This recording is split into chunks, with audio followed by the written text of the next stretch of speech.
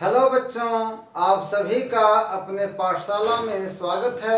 बच्चों, पिछले वीडियो में हम लोग अभ्यास 3C के 1 से 5 तक के सवालों को लगा चुके हैं। जो लोग उस वीडियो को नहीं देख पाए हैं वे मेरे डिस्क्रिप्शन में दिए हुए लिंक पर जाकर के देख सकते हैं। बच्चों, आज हम लोग अभ्यास 3C के शेष सवाल को हल करेंगे, जिसमें छठा सवाल है, किसी स्थान पर 12 बजे दोपहर तापमान 0 से 19 डिग्री सेल्सियस अधिक था तथा अर्धरात्रि को तापमान 0 से 2 डिग्री सेल्सियस कम हो गया, तो तापमान में परिवर्तन ज्ञात कीजिए। तो बच्चों, यहाँ देखो लगाएंगे हम कैसे। तो यहाँ सर्वप्रथम हम लिखेंगे कि 12 बजे दोपहर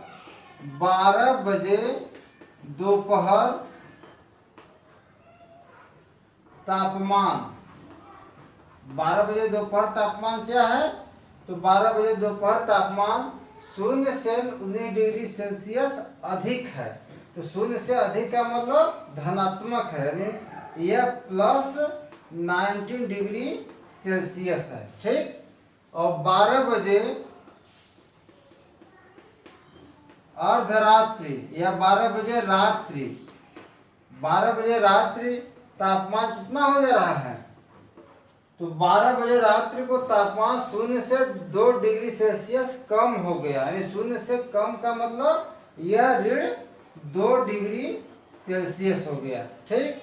अब हमें क्या निकालना है? ताप में परिवर्तन। तो अतः ताप में परिवर्तन क्या हो जाएगा? अतः ताप में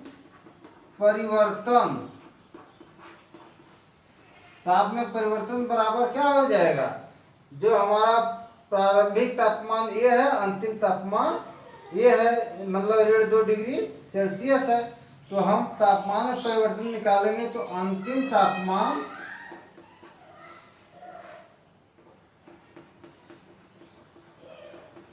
माइनस प्रारंभिक तापमान कर देंगे। प्रारंभिक तापमान। तो आप देख रहे हो कि अंतिम तापमान हमारा कितना हो गया? तो -2 डिग्री सेल्सियस है और माइनस ये है 19 डिग्री सेल्सियस। तो अब यहाँ आप देख रहे हो कि यहाँ माइनस है और यहाँ धन है। तो जब ब्रैकेट हटाएंगे तो यहाँ माइनस और धन का गुणा हो जाएगा, तो दोनों का गुणनफल क्या हो जाता है? ऋण हो जाता है। तो यहाँ हम लिखेंगे ऋण 2 डिग्री सेल्सियस, यहाँ ऋण और धन का गुणनफल ऋण 19 डिग्री सेल्सियस। तो ये हमारा प्राप्त हो गया। अब ये दोनों समान चिन्ह हो गए, ये दोनों जुड़ जाते हैं। समान चिन्ह हमेशा जुड़ जाते हैं और विपरीत चिन्ह घट जाते हैं। तो यहाँ समान चिन्ह है तो हम जोड़ देंगे, तो 19 दूनी 21 हो जाएगा और ऋण का ऋण हो गया, यानी -21 डिग्री सेल्सियस हो गया। इसे हम संख्या रेखा पर भी समझ सकते हैं। संख्या रेखा पर कैसे समझोगे? जैसे एक हम संख्या रेखा इसे खींच दिए, ठीक, और यहाँ हम 0 दर्शा दिए। क्या हो गया? 0। और यहाँ मान लो कि ये बिंदु है और यहाँ पर जो बिंदु है यहाँ 12 बजे है, 12 बजे है। और यहाँ टेम्परेचर क्या है? टेम्परेचर हमारा जो है 19 डिग्री सेल्सियस है। और यहाँ जो है 12 बजे रात्रि है, 12 बजे यहाँ दिन है और यहाँ क्या है? 12 बजे रात्रि। तो यहाँ टेम्परेचर हमारा कितना हो रहा है? -2 डिग्री सेल्सियस। तो बच्चों, आप जानते हो कि जब हम दाएं से बाएं आते हैं संख्या रेखा पर, तो हमारा जो चिन्ह होता है वो निगेटिव हो जाता है, माइनस होता है, और जब बाएं से दाएं जाते हैं तो वो धनात्मक हो जाता है। तो यहाँ जो है 19 से टेम्परेचर कहाँ आ गया? -2 पर आ गया। तो ये कैसे आ रहा है? 19 से आ रहा है ना। कि 19 से ये ऐसे आया, तो जान रहे हो कि इसके बीच में 18 बिंदु है, यानी ये 19वां बिंदु है। तो ये कितना हो गया, यह 19 हो गया और यह 19 हो गया, और यहाँ से फिर यहाँ आया तो 2 यहाँ प्राप्त हो गया। अब हम किस दिशा में चल रहे हैं, हम 19 से जो है इधर आ रहे हैं, तो हम बाएं दिशा में आ रहे हैं, बाएं दिशा में आ रहे हैं। तो हमारा ये टोटल हम कितना आगे, ये टोटल हम यहाँ से जो है आगे यहाँ तक हम 19 और 2 21 आ गए, और जिस दिशा में आए हम बाएं दिशा में आ रहे हैं, बाएं दिशा में आ रहे हैं। तो हमारा ये क्या हो गया, ये जो टेम्परेचर होगा परिवर्तन वो -21 डिग्री सेल्सियस होगा। 7वां सवाल, प्लेटो का जन्म 429 ईसा पूर्व में हुआ था तथा 348 ईसा पूर्व में दिवंगत हुए, वे कितने वर्षों तक जीवित रहे। तो इसका हल होगा कि जन्म कब हुआ प्लेटो का, तो जन्म हुआ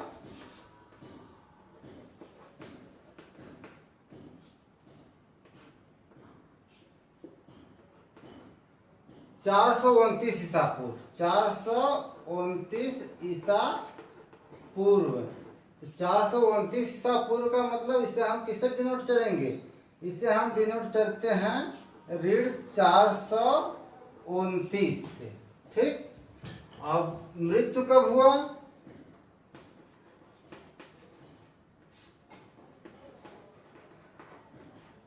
मृत्यु हुआ 348 ईसा पूर्व, 348 ईसा पूर्व। तो ईसा पूर्व में ईसा से पहले, तो इसे हम डिनोट करेंगे, प्रदर्शित करेंगे -348 इस तरह से। ठीक, अब हमें ये बताना है कि वे कितने वर्षों तक जीवित रहे ना। तो कुल उनका उम्र जो है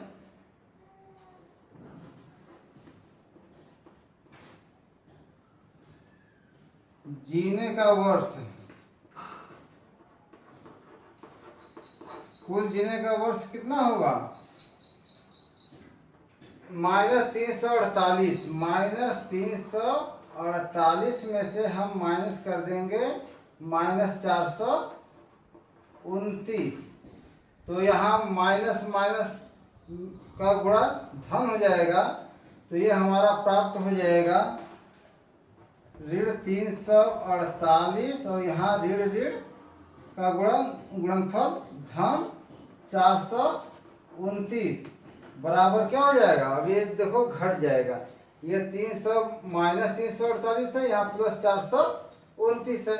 तो ये 429 में से ये 348 घट जाएगा, इसलिए कि यह 429 बड़ी संख्या है, 348 छोटी संख्या है। तो जब हम घटाएंगे तो 9 में से 8 घट जाएगा, 1 बच जाएगा, और यहाँ 2 हो गया, यहाँ 4 है, हासिल ले लेगा तो 12 हो गया, 12 में से 4 घट गया, 8 बच गया, और यहाँ कुछ नहीं बचा। और यह बड़ी संख्या का चिन्ह धन है, इसलिए यहाँ धन रहेगा। तो धन हम लिख भी सकते हैं, नहीं भी लिख सकते हैं। अर्थात उन्होंने कुल कितने वर्ष जिए, 81 वर्ष जिए। ठीक, तो इस तरह से आप हम जो है 7वां सवाल को हल किए। अब 8वां सवाल है, समुद्र तल से अधिकतम गहराई वाला बिंदु 11,600 मीटर नीचे है, अधिकतम ऊंचाई की पर्वत चोटी समुद्र तल से 8,846 मीटर ऊंची है। तो गहराई वाले बिंदु से चोटी की ऊंचाई बताइए। जैसे ये हमारी इस तरह से हम एक रेखा खींच दिए, ये हमारा भूतल है, ये क्या है, भूतल है, भूतल यानी जमीन। ठीक, और जमीन से जब हम नीचे आएंगे तो यहाँ समुद्र तल है इस पॉइंट पर। ठीक, और इसकी गहराई कितना है, 11,600 मीटर है। और यहाँ जो बिंदु है वह पर्वत चोटी है जिसकी ऊंचाई है 8,846 मीटर, समझ रहे हैं ना। तो 8,846 मीटर। तो यहाँ जो समुद्र तल भूतल के जो नीचे वाला संख्या होती है उसे हम निगेटिव यानी माइनस से और ऊपर वाले संख्या को पॉजिटिव अर्थात प्लस से निरूपित करते हैं। तो ये हम ऐसे तो लिख देंगे ऋण इतना मीटर है, लेकिन अब पूछ रहा है कि समुद्र तल की गहराई से चोटी तक की ऊंचाई बताइए, यानी ये यहाँ से जो है इतना ऊंचा है, पूछ रहा है कि यहाँ से इसकी ऊंचाई कितनी होगी। तो यह माइनस हो चाहे प्लस हो उससे हमसे मतलब नहीं होता है, हम उसके निरपेक्ष मान को देखते हैं। इसलिए कि जब हम चलेंगे इस समुद्र तल से, तो जब समुद्र तल से हम चलेंगे तो हमें यहाँ तक आने में 11,600 मीटर की दूरी तय करनी पड़ेगी ना। तो 11,600 मीटर ये हो गया, यहाँ से लेकर के यहाँ तक की दूरी 11,600 मीटर, 11,600 मीटर इसका जो निरपेक्ष मान होगा। और यहाँ से फिर चलेंगे भूतल से, जब इतना ऊपर चलेंगे तो ये दूरी हो गया 8,846 मीटर। ठीक, अब दोनों दूरी हमारा यहाँ से यहाँ तक कितना हो गया, जब दोनों दूरी को हम देखेंगे तो ये हमारा टोटल हो जाएगा, यह दोनों जुड़ जाएगा, यानी 11,600 मीटर 8,846 मीटर। तो ये जोड़ देंगे तो हमारा 6 में शून्य जोड़ेंगे तो 0 हो गया, और 4 में शून्य जोड़ेंगे तो 6 में शून्य जोड़ेंगे तो 6 में शून्य जोड़ेंगे तो 6 होगा, 4 में शून्य जोड़ दिए 4 हो गया, और यहाँ 6 और 8 14 हो गया, हासिल लगा 1, और यहाँ 8 1 9 1 10 हो गया, और 1 1 20,446 मीटर हो गया ये दूरी हमारी। ऐसे भी एक चीज़ और जानते रहो आप कि जब आप नीचे से ऊपर की तरफ जाओगे तो वह हमारा जो संख्या होगी वो धनात्मक हो जाएगी, और जब ऊपर से नीचे जाएंगे तो ऋणात्मक हो जाएगी। जैसे संख्या रेखा पर अगर हम दाहिने से बाएं जाते हैं तो ऋणात्मक में हम जाते हैं, और बाएं से दाएं जाते हैं तो हम धनात्मक में जाते हैं। तो जब हम यहाँ से नीचे से ऊपर जा रहे हैं तो कुल दूरी हमारी धनात्मक ही प्रदर्शित होगी, जो होगी 20,446 मीटर। तो बच्चों, जहाँ तक मुझे विश्वास है कि आप लोगों को तीनों सवाल आप लोगों को विधिवत समझ में आ गया होगा। आप सभी को बहुत बहुत धन्यवाद।